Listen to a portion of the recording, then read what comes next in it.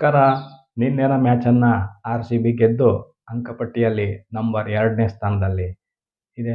ನಿನ್ನೆ ನಡೆದ ಪಂದ್ಯ ನಮ್ಮ ಕಿಂಗ್ ಕೊಹ್ಲಿ ಅಮೋಘ ಆಟದಿಂದ RCB ಗೆಲ್ತು 5 ವಿಕೆಟ್ಗಳಿಂದ ನಿನ್ನೆ ಗುಜರಾತ್ ಟೈಟನ್ಸನ್ನು ಸೋಲಿಸಿದೆ RCB.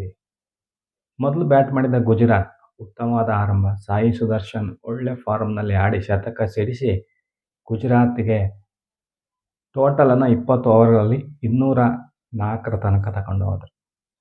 ಬಟ್ಲರ್ ಕೂಡ ಒಳ್ಳೆ ರೀತಿಯಲ್ಲಿ ಆಡಿದರು. ಗಿಲ್ ಸ್ವಲ್ಪ ಮಟ್ಟಿಗೆ ಸಪೋರ್ಟನ್ನು ಮಾಡಿ ಸುದರ್ಶನ್ಗೆ ಅಂತೂ ಉತ್ತಮವಾದಂತಹ ಟಾರ್ಗೆಟನ್ನು ಬೆಂಗಳೂರಿಗೆ ನೀಡಿದರು. ಕೊನೆ ಹಂತದಲ್ಲಿ ಬೆಂಗಳೂರು ಬೌಲರ್ಗಳ ಮೇಲುಗೈಯಿಂದಾಗಿ ಗುಜರಾತ್ನ ರನ್ನನ್ನು ಕಂಟ್ರೋಲ್ ಮಾಡಲು ಸಾಧ್ಯ ಆಯಿತು. ಒಮ್ಮೆ ನೋಡುವಾಗ 220, 230 ತನಕ ಗುಜರಾತ್ನ ಸ್ಕೋರ್ ಹೋಗುವ ಚಾನ್ಸಸ್ ಇದ್ದಿತ್ತು. ಆದರೆ ಉತ್ತಮ ಕಮ್ಬ್ಯಾಕ್ ಮಾಡಿದರು ಬೌಲಿಂಗಲ್ಲಿ. ನಂತರ ಬ್ಯಾಟಿಂಗ್ ಬಂದಂತಹ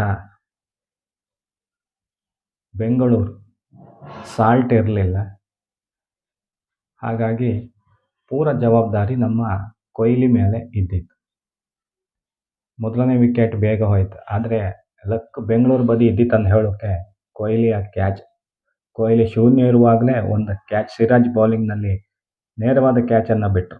ಇದು ನಮ್ಮ ಬೆಂಗಳೂರಿನ ಲಕ್ ಅಂತ ಹೇಳಬೇಕು. ಇದೊಂದು ಕ್ಯಾಚ್ ಬಿಟ್ಟದ್ದು ಗುಜರಾತಿಗೆ ತುಂಬ ಕಾಸ್ಟ್ಲಿ ಆಯಿತು.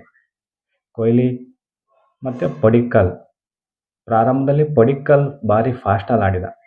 20 ಬಾಲಿಗೆ 50 ರನ್ ಹೊಡೆದು ಬೆಂಗಳೂರಿಗೆ ಮೇಲ್ಗೈ ಬರುವಂತೆ ಮಾಡಿದರು. ಕೊಹ್ಲಿಯೂ ನಿಲ್ಲಿಲ್ಲ. ಪವರ್ ಪ್ಲೇನಲ್ಲೇ ಸಿಕ್ಕಾಪಟ್ಟೆ ರನ್ ಬಡಿದರು.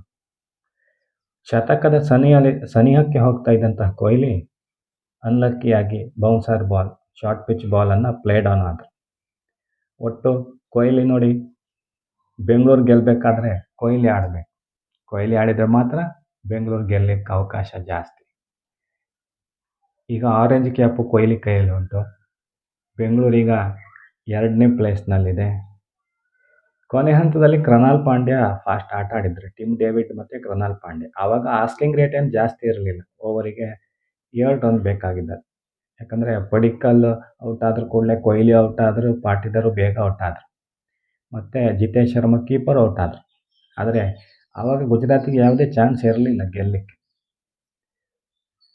ಒಟ್ಟಾರೆ ಬೆಂಗಳೂರೀಗ ಉತ್ತಮ ಫಾರ್ಮನ್ನು ಮರಳಿ ಕಂಡುಕೊಂಡು ನಂಬರ್ 2 ಪ್ಲೇಸ್ನಲ್ಲಿದೆ.